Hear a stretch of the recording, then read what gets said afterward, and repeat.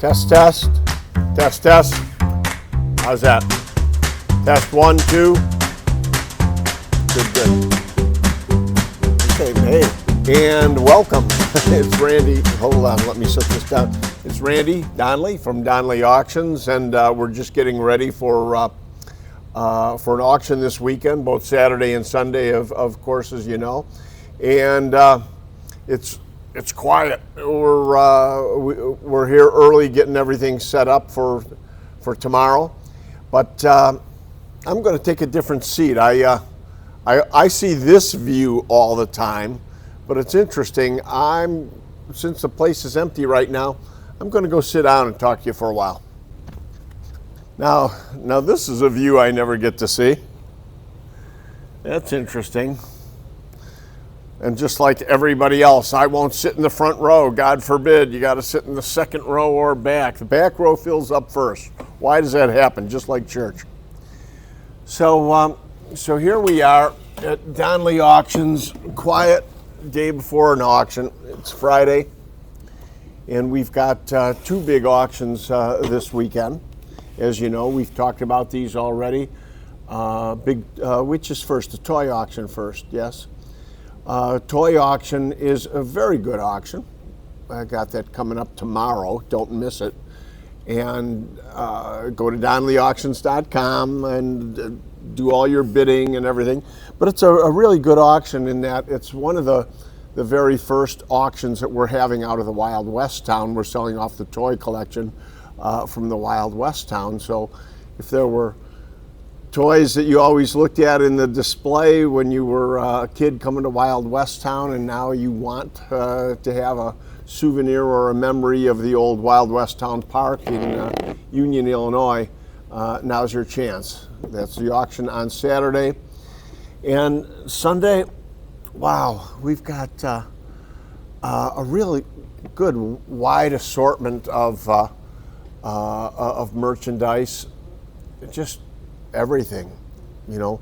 I called it once a kitchen sink auction, and Susan gets upset with me. She thinks I'm being disrespectful to the auction because it's really, really good items. It's just not one of our themed auctions. It's an eclectic auction, all kinds of goodies, all kinds of everything, and a lot of items that maybe were in auctions didn't get sold because maybe they had a reserve on them or whatever reason.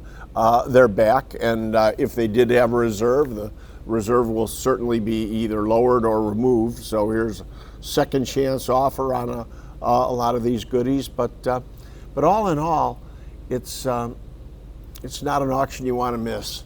Boy, we've been so busy here at Donley Auctions. Thank goodness, thank you, both for buying from us as well as consigning to us. Mike and John left today. They're actually going to be set up today. They left yesterday. So they're going to be set up today in Gettysburg for the big Gettysburg show. Hopefully they'll get us some video yet today that we can add to this.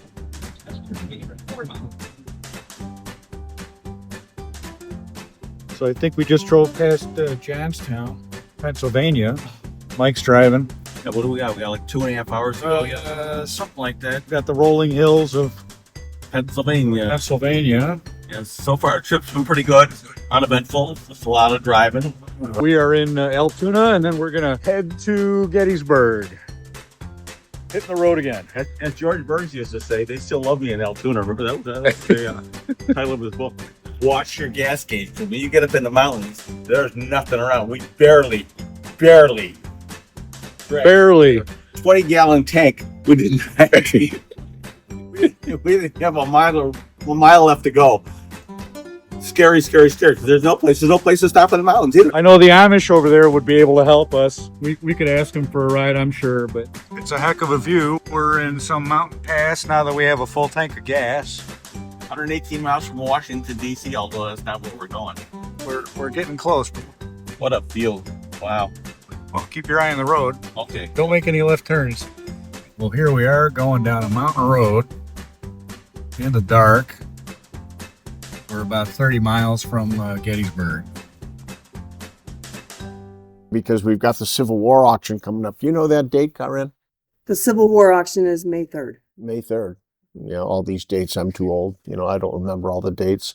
Wow, that's right around the corner. That's just a few weeks away.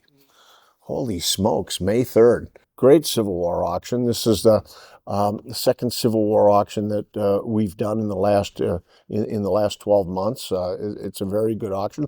And again, a lot of the goodies out of the Wild West town museum display will be in that auction, like the Custer, General George Custer photograph. Even though the photograph is not Civil War period, the photograph is from the 1870s, so it's post-Civil War. But of course, we certainly know Custer was quite a career soldier during the Civil War, and this photograph is one of the very last photographs taken of him and his wife, and I think there's only like 4 of them known. Very rare. So that's more goodness coming up. We just finished this week. We just finished a knife auction. Wow. Quite a collection. I had to be liquidated again. You know, people make the decision to sell off collections, and the beauty of selling at auction is you got 700 items. I mean, how do you begin to sell 700 items even if you're going to go online, if you're going to use an eBay or some of the other processes? I mean, that'll work. That'll work, but it's a lot of time. It's a lot of work. It's a lot of work to sell that many items. Oh my goodness, you've got to photograph, describe, get it all mailed out after it does sell and everything. And what I like about the auction to sell a collection, if you've got a collection, I mean, think about it. If you're selling off items one at a time, and items are selling for, you know, a couple $100 or something, those checks come in, you know, a couple hundred here, a couple hundred there. Well, unfortunately, most people don't start an account for their collection and keep putting that money all into an account and watch it build. No, unfortunately, a couple hundred comes in, a couple hundred goes, a couple hundred in. Well, at the end of selling off your collection, at the end of a year or so, where's the money? The money all gets spent because it drizzles in. And again, most people just don't start that account, so they watch it up. At the end of an auction, you know, we'll be writing people $100,000 checks for their collections, or even more, even if it's $10,000 or $20,000. The beauty is you get that one check, so now you've got some serious money to do something with. Otherwise, like I say, too often we see a collection kind of half gone. They've sold off all the easy money first. That's what normally happens. Sell off the best things. So they've got half a collection left, no money left, and then they start looking around for an auction house. Ooh, can you sell off what I got left? No, it doesn't work that way. You got to have the good with the bad, so we can make it work.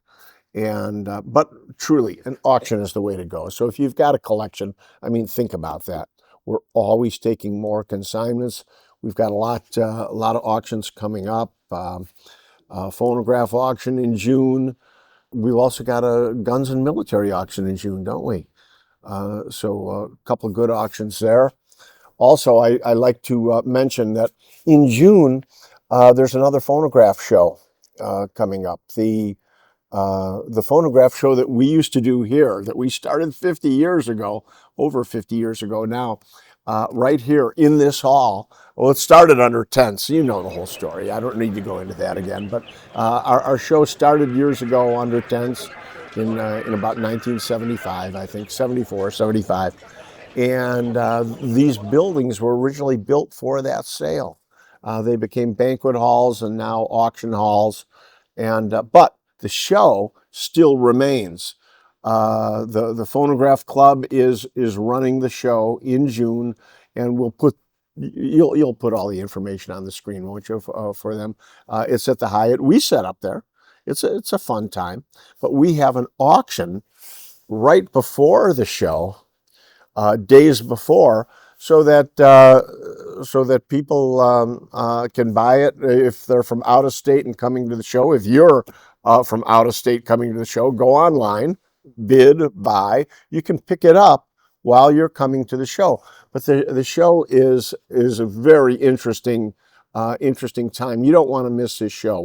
We're heavily promoting it this year. We really want to help make this June Phonograph show a home run. So please mark your calendars. Again, here it is on the screen right now. Mark your calendars to come to that event. It's worth your time. Karin, earlier this morning, asked me to explain to some of you out there who might not know the auction process. I keep flipping words around like a reserve or this or that, and some people might not know what a reserve is. The reserve is actually a good thing in auction industry. If you have items to sell and you're worried about certain items not bringing enough money, you can put what's called a reserve on it. Okay, you've got this rare mug. Okay, it's worth a couple $1,000s. Well, if it really is worth a couple $1,000s, we'll allow you to put a reserve on it, not for $2,000. It's not going to have the retail reserve on it, but so you're not worried about it, we might say, well, put $1,000 on it, put $1,200 on it. So then, so it won't sell for less than that.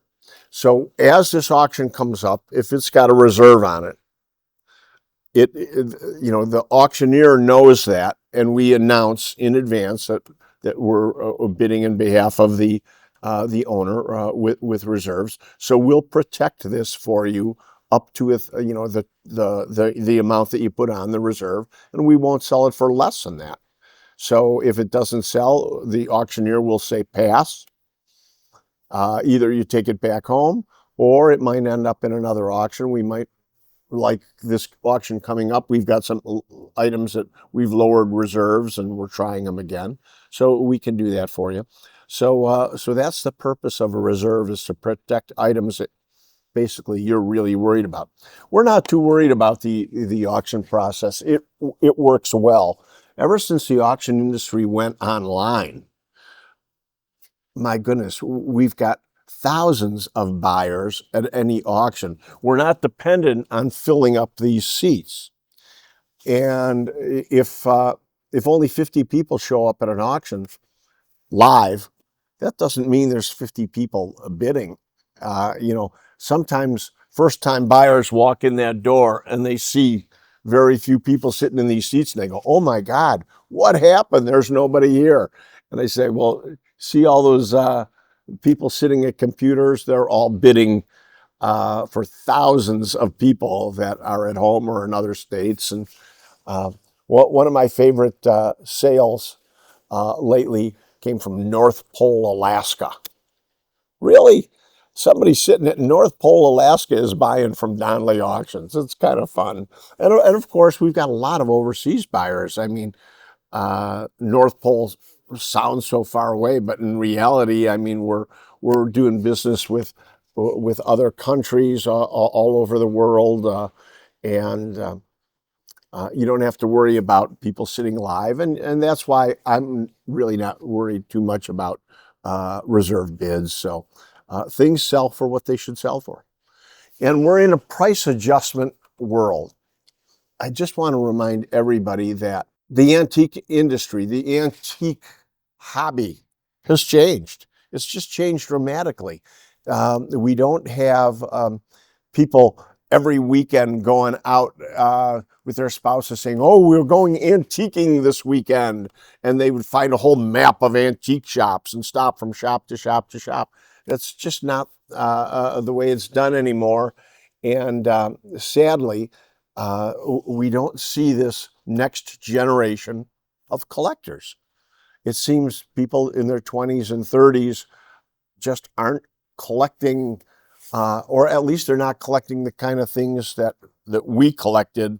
You know, if you're 60, 70, 80 years old, we collected one way, 20-year-olds are buying other things. So it's a price adjustment.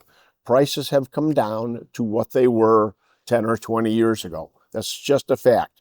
But you have to make that realization, and you have to, in your own mind, do a price adjustment, because in reality, most people didn't pay those high prices. Very few people bought in at the top. If I bought this mug at $25 and it went up to $500 over the years, and it's only worth $200 today, well, okay, it came down, but it's still way more than I paid for it. I paid $25, it's still worth $200. And that's the way people have to look at things. It's a price adjustment. Sometimes real estate does the same thing. But overall, collecting has been fun. I'm over at the Wild West town right now, pointing out some more items that are going to be sold off for the May auction. We've got a barbershop chair, a back bar, and a great wooden cash register here, all inlaid. What a beauty. Nice old wooden cash register.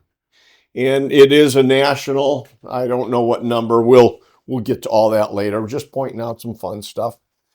Okay, with barber pole, a Winchester double-sided gun sign, a nice Western Union flange sign, double-sided porcelain, Western Union telegraph and cable. Got a visible gas pump here with the red crown globe on it. Behind the gas pump is a red crown gasoline sign that we'll be selling off. Look at this beautiful globe tire sign here. That's a double-sided flange sign also. And here is extremely nice porcelain red crown Polarine thermometer. What a beauty. Again, no big chips in here at all, just a really nice sign. So again, more Wild West items coming out a little at a time. So take a look at this table here. We're pulling out all the old telephone and telegraph equipment out of the store. Some of that will also be in May. It just keeps getting better. Here's another nice old porcelain barbershop sign. Used to probably be on the corner of the building, or it's half round, so it just was on the front of the building, but in really, again, nice shape. So a lot of good signs, a lot of good stuff coming up for the auction in May. So, Hey, Randy, Susan, what are you up to? well, I got to tell you, you didn't make the podcast this week. What? No, I did I did a podcast. How is that possible? Without you, but I want everybody to know Gonna be boring. that Susan and I we're going to do a road trip next week, and we're going to show you an ultimate man cave from one of our customers. Okay. And we won't tell you where just yet. No, you got I to know. tune in next week. Susan knows. I do know. Pretty good, isn't it? It's gonna be a good one, yeah. So tune in next week to see an ultimate man cave and Okay. what your place could look like, or maybe it does. If so, let us know, because we want to come and film at your location also. But for now, Especially if there's anybody that lives in Hawaii. oh, We'll come visit them in Hawaii. How about that? or North Pole, Alaska. Oh, no more Alaska. Okay, go ahead. So for now, For now, I'm Susan. and I'm Randy Donley, and we'll I'll see you at the auction. So Tucker, this machine here, this is called a Comet mint vendor. See all the mints right there? And what you do is you take a nickel, because it's a nickel slot machine, and you stick it in there, and we're gonna pull it. Get ready, could be a big winner. And we're gonna see if you win. Cherry, oh, orange. Ooh, money. You didn't win, that's okay.